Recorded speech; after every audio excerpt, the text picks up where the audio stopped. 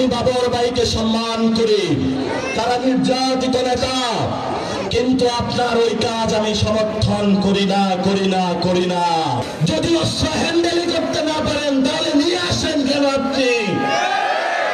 বাংলাদেশে অসংখ্য হত্যাকাণ্ড ঘটেছে, অসংখ্য ঘটনা ঘটেছে।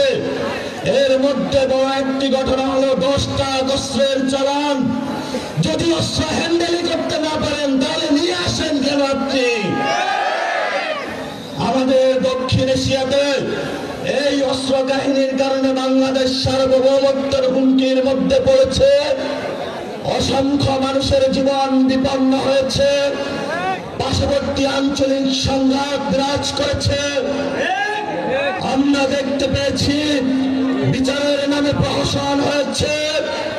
আমরা ভবিষ্যৎ বাংলাদেশে যারা সরকারি প্রশাসনে রয়েছেন, রাজনৈতিক চেয়ারে আসবেন, তাদেরকে বলতে চাই, ভবিষ্যৎ বাংলাদেশে সার্বভৌমত্বের উপর আঘাত আসে এমন কোন অযাচিত সিদ্ধান্ত আপনারা আর নিবেন না।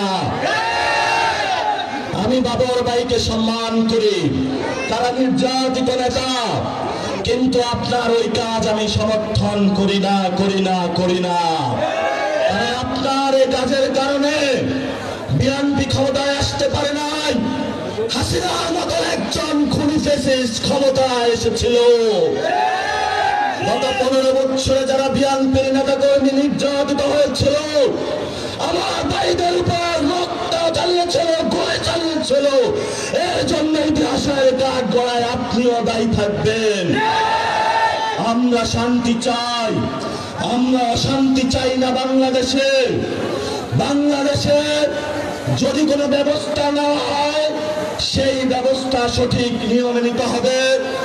মণিপুরি, আসাম, পশ্চিমবঙ্গ থেকে শুরু করে যেখানে যারা রয়েছেন, আমাদের বাঙালি ভাইয়েরা, মুসলমান ভাইয়েরা, তারা আজকে নির্যাতিত হচ্ছে এবং সেই নির্যাতনের জাতাকলে ভারত সরকার দিন দিন বাংলাদেশে তাদেরকে পাঠিয়ে দিচ্ছে।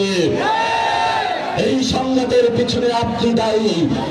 এই জন্য আমরা বাংলাদেশের রাজনৈতিক ব্যক্তি, সচেতন সমাজ সকলকে আহ্বান জানাবো, ভবিষ্যৎ বাংলাদেশে ভারত থেকে, আসাম থেকে, পশ্চিমবঙ্গ থেকে সীমান্ত হত্যা হচ্ছে, মুসলমানদের উপর নিপীড়ন হচ্ছে। বাংলাদেশি বলে, বাঙালি বলে যাদেরকে প্রতিনিয়ত বাংলাদেশে ফেলে দেওয়া হচ্ছে, ইউরোপ সরকারকে বলে আপনি দ্রুত প্রতিবাদ করুন, ইন্টারন্যাশনাল এরিয়ায় উঠুন। আপনি যদি এই প্রতিবাদ লিপি না পাঠাতে পারেন, আপনার লেজিটিমেসি বাংলাদেশের মুসলমান, বাংলাদেশি, বাঙালিদেরকে ব্যর্থতার দায় হিসাবে নিরাপত্তার জন্য আপনাকে ইতিহাসের কাঠ গড়ায় দাঁড়াতে হবে।